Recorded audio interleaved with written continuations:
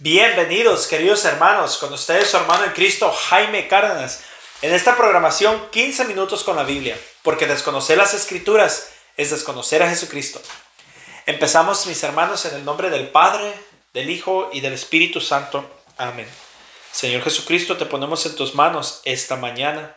Te pedimos, Señor, que por tu inmensa misericordia nos dé la virtud de alabarte, de glorificarte, de bendecirte, Señor. Te doy gracias por la fuerza para continuar este ministerio, Señor, por tu santa palabra que nos ilumina y nos guía. Te ponemos en tus manos aquellas cosas que han tocado nuestro corazón, aquellas cosas que han golpeado nuestro corazón que sabemos que tenemos que cambiar. Te pedimos, Señor, que por tu inmensa misericordia nos des el discernimiento y la fuerza de voluntad, tanto para continuar como para hacer los cambios a medida que nos vamos encontrando en este camino de la salvación. Todo esto te lo pedimos por la intercesión de nuestra Madre Santísima, en el nombre del Padre, del Hijo y del Espíritu Santo. Amén. Pues bien, mis queridos hermanos, vamos a continuar con 2 de Samuel capítulo 11.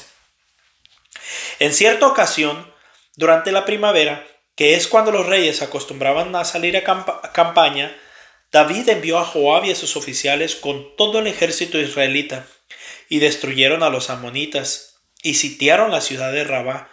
David, sin embargo, se quedó en Jerusalén. Una tarde, al levantarse David de su cama y pasearse por la azotea del palacio, vio desde ahí a una mujer muy hermosa que se estaba bañando. Esta mujer estaba apenas purificándose de su periodo de menstruación. David mandó que averiguaran quién era ella, y le dijeron que era Betsabé, hija de Eliam y esposa de Urías elitita.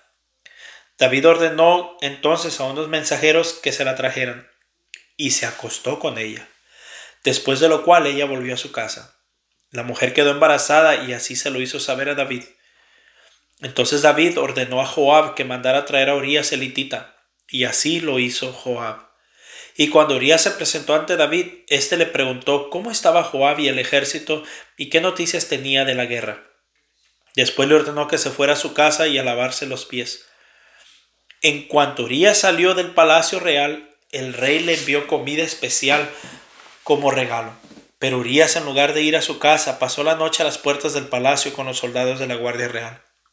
Cuando le contaron a David que Urías no había ido a su casa, David le preguntó: ¿por qué no fuiste a tu casa después del viaje que has hecho?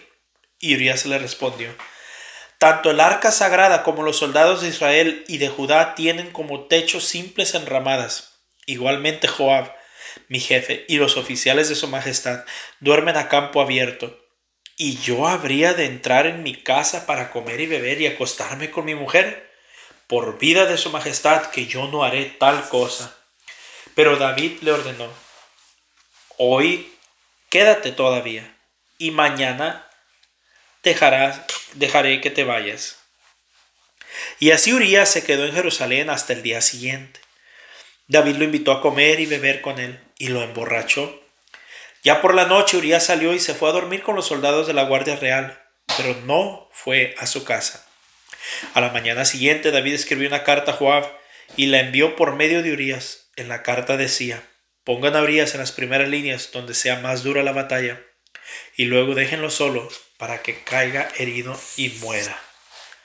Así pues, cuando Joab rodeó la ciudad para atacarla, puso a Urías en un lugar donde él sabía que estaban los soldados más valientes. Y en un momento en que los defendía la ciudad, salieron para luchar contra Joab. Cayeron en combate algunos de los oficiales de David, entre los cuales se encontraba Urías. Joab envió a David un informe detallado de la batalla, y le dio al mensajero las siguientes instrucciones: cuando acabes de informar al rey de todo lo relacionado de la batalla, puede ser que el rey se enoje y te pregunte: ¿por qué se acercaron tanto al atacar la ciudad? ¿Acaso no saben que ellos lanzan objetos desde la muralla?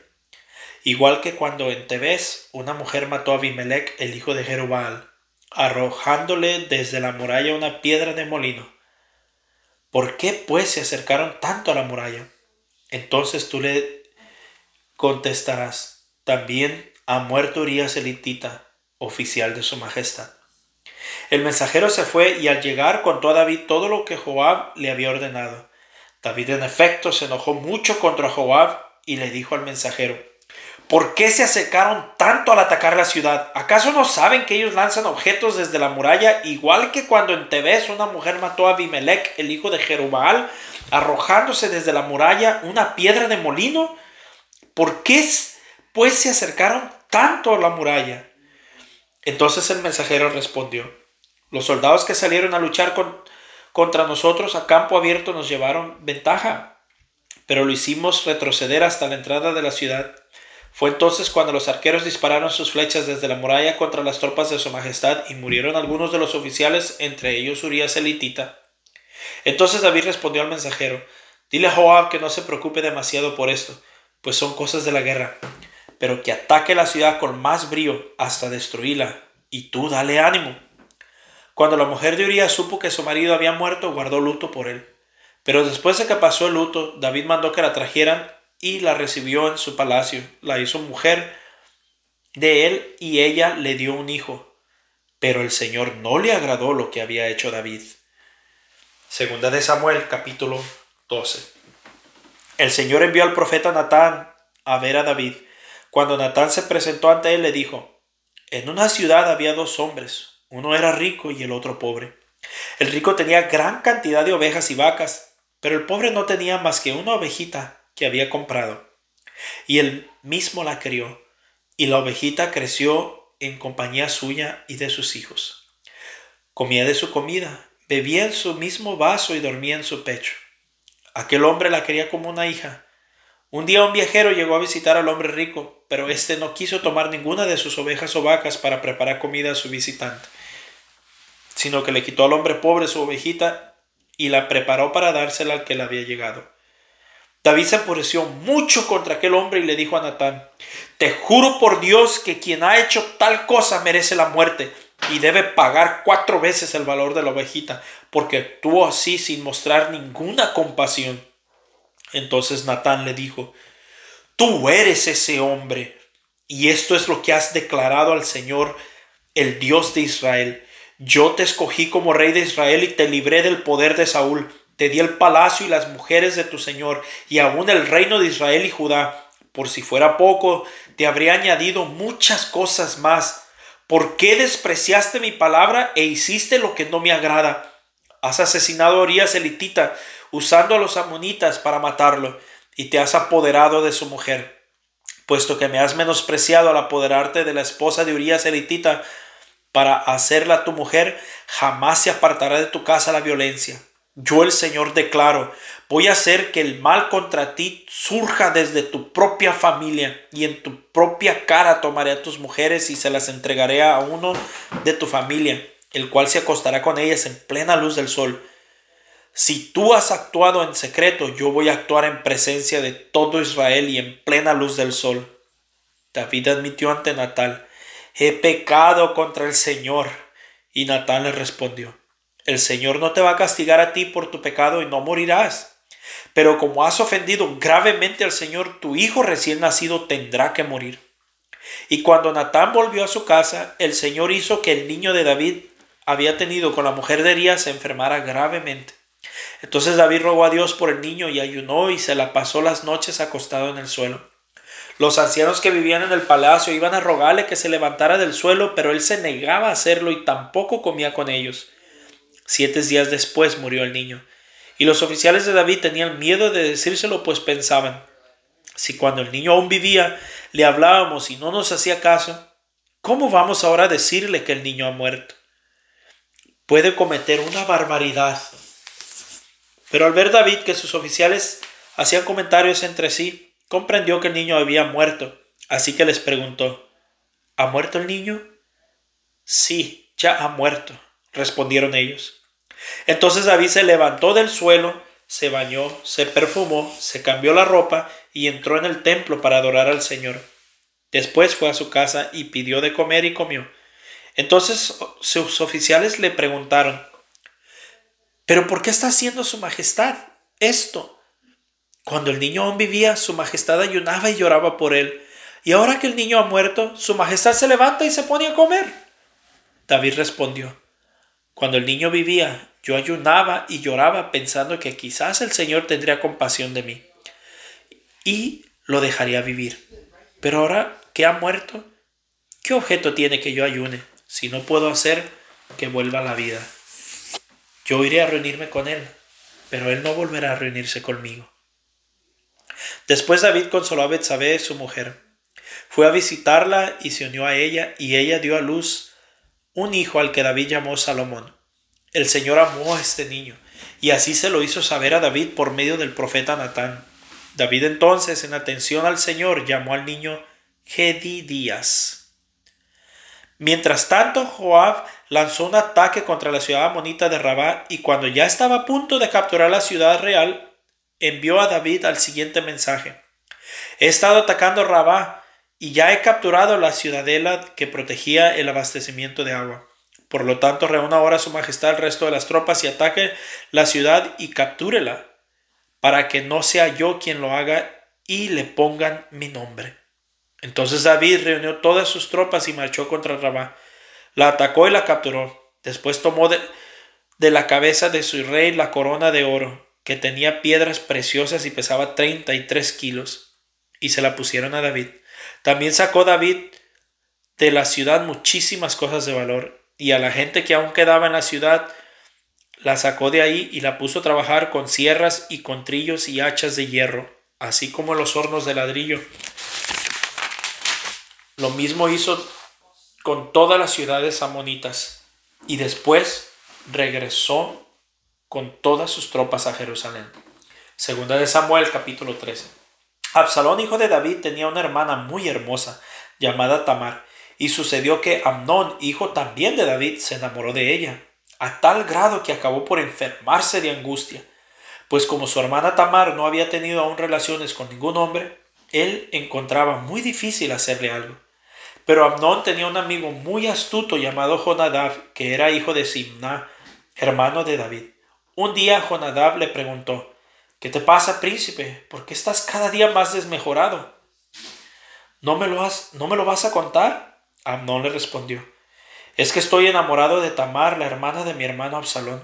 Entonces Jonadab le aconsejó: métete en la cama y hazte el enfermo, y cuando vaya a verte tu padre, dile que por favor mande a tu hermana Tamar para que te dé de comer y prepare alguna comida ahí mismo, para que tú la veas y comas lo que ella te dé. Amnón se metió en la cama y se hizo el enfermo, y cuando el rey fue a verlo, Amnón le dijo: por favor, que venga mi hermana Tamar y haga aquí mismo un par de tortas, y que ella misma me lo sirva. Entonces David mandó a Tamar a la casa y le dijo: ve por favor a casa de tu hermano Amnón y prepárale algo de comer. Tamar fue a casa de su hermano Amnón, que estaba acostado, y tomó ella harina y la amasó, y ahí mismo preparó las tortas y las coció. Luego tomó el sartén y le sirvió las tortas, pero Amnón no quiso comer y ordenó que salieran todos los que allí estaban. Cuando ya todos habían salido, Amnón le dijo a Tamar: trae la comida a mi habitación y sírveme tú misma. Tamar tomó las tortas que había hecho y se las llevó a su hermano Amnón a su habitación. Pero cuando se le acercó para que comiera, él la sujetó y le dijo: ven, hermana mía, acuéstate conmigo. Ella le respondió: no, hermano mío, no me deshonres, porque esto no se hace en Israel. No cometas tal infamia. ¿A dónde podría ir yo con mi vergüenza? Y por lo que a ti te toca, serías considerado en Israel como un necio. Te ruego que hables con el rey, que él no se opondrá a que yo sea tuya. Amnón no quiso hacerle caso, y como era más fuerte que Tamar, la forzó y se acostó con ella. Pero fue tal el odio que Amnón sintió después hacia ella, que terminó aborreciéndola más de lo que la había amado. Así que le ordenó: levántate y vete. Tamar le contestó: no, hermano mío, ¿por qué? El echarme ahora de aquí sería una maldad peor que la que has cometido conmigo. Amnón no quiso hacerle caso. Por el contrario, llamó a su criado y le ordenó: echa de aquí a esta mujer y luego cierra bien la puerta. El criado la echó fuera de la casa y luego cerró bien la puerta. Entonces Tamar, que llevaba puesta una túnica muy elegante, ropa que acostumbraba usar las princesas solteras, se echó cenizas en la cabeza, rasgó la túnica que llevaba puesta y con las manos sobre la cabeza se fue llorando por el camino. Entonces su hermano Absalón le preguntó: ¿así que fue tu hermano Amnón quien te hizo esto? En tal caso, guarda silencio, hermana mía, pues es tu hermano. No te preocupes demasiado por este asunto. Tamar, al verse abandonada, se quedó en casa de su hermano Absalón. Cuando el rey David se enteró de todo lo que sucedió, se puso muy furioso, pero no reprendió a su hijo Amnón porque, como era su hijo mayor, lo quería mucho. Absalón, por su parte, no le dijo nada a Amnón, pero lo odiaba por haber deshonrado a su hermana Tamar. 2 años después, la gente de Absalón estaba trasquilando sus ovejas en Baal Azor, cerca del pueblo de Efraín, y Absalón invitó a comer a todos los hijos del rey. Además, fue a ver al rey y le dijo: ahora que mis hombres están trasquilando las ovejas, desearía que su majestad y sus oficiales honraran con su compañía a este siervo suyo. Pero el rey le respondió: no, hijo mío, no podemos ir todos nosotros, para no ocasionarte demasiados gastos. Y aunque Absalón insistió, el rey no quiso ir, pero le dio su bendición. Entonces Absalón dijo: si eso no es posible, permita al menos que su majestad nos acompañe mi hermano Amnón. ¿Y por qué quieres que te acompañe Amnón?, preguntó el rey. Pero Absalón insistió tanto que el rey permitió que Amnón y sus demás hijos fueran con él. Absalón había preparado un banquete digno de un rey y había ordenado a sus criados: fíjense bien cuando Amnón ya se le haya subido el vino, y cuando yo les diga que lo maten, mátenlo. No tengan miedo de hacerlo, pues son órdenes mías, así que tengan ánimo y valor. Por lo tanto, cumpliendo las órdenes de Absalón, sus criados mataron a Amnón. Entonces todos los hijos del rey se levantaron y, montando en sus mulas, huyeron. Cuando aún estaban de camino, le llegó a David el rumor de que Absalón había matado a todos sus hijos y que ninguno de ellos había quedado vivo. Entonces el rey se levantó, se rasgó la ropa en señal de dolor y se tendió en el suelo. Todos sus oficiales ahí presentes se rasgaron también la ropa. Pero Jonadab, el hijo de Simna, hermano de David, tomó la palabra y dijo: no piense su majestad que han matado a todos sus hijos. Solo han matado a Amnón, pues así lo había decidido Absalón, desde el día que Amnón violó a su hermana Tamar. Por lo tanto, no crea su majestad que todos los príncipes han muerto. El único que ha muerto es Amnón. Mientras Absalón se daba a la fuga, el joven que estaba de centinela alzó la vista y vio un grupo numeroso de gente que bajaba por el camino de Horonaim, por la ladera de la montaña. Entonces el centinela fue a decir al rey que había visto gente bajando por el camino de Horonaim, y Jonadab dijo al rey: ya vienen los hijos de su majestad, tal como había pensado este servidor suyo. Apenas había terminado él de hablar cuando llegaron los hijos del rey y se pusieron a llorar en voz de cuello. También el rey y todos sus oficiales lloraron muchísimo. Absalón, por su parte, huyó y se fue con Talmaí, hijo de Amiud, rey de Gesur, y ahí se quedó durante 3 años. Y David lloraba todos los días por la muerte de su hijo Amnón, pero cuando se consoló de su muerte, sintió un profundo deseo de ver a Absalón. Palabra de Dios. Te alabamos, Señor. Pues bien, mis queridos hermanos, están largos los capítulos, solamente voy a tocar un solo punto. Cuando David manda a su gente a la guerra, él se queda por primera vez. En aquellos tiempos el rey tenía que ir por delante para atacar y combatir. No es como ahora, los presidentes se esconden y mandan a las a las